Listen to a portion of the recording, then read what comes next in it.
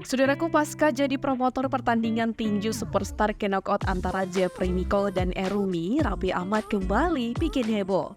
Ya, hal ini terkait pernyataannya yang berniat menantang duel tinju Ariel Noah.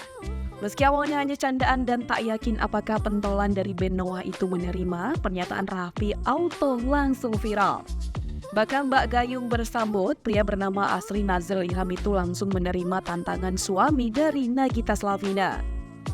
Mengutip dari Grid ID, kabar tersebut bahkan sudah diumumkan Raffi Ahmad melalui laman Instagram pribadinya yang diunggah pada Minggu 19 November 2023. Di mana saat itu Raffi membagikan potret dirinya yang berdiri saling berhadapan dengan Ariel Noah, sembari memegang tangan satu sama lain dan saling bertatapan.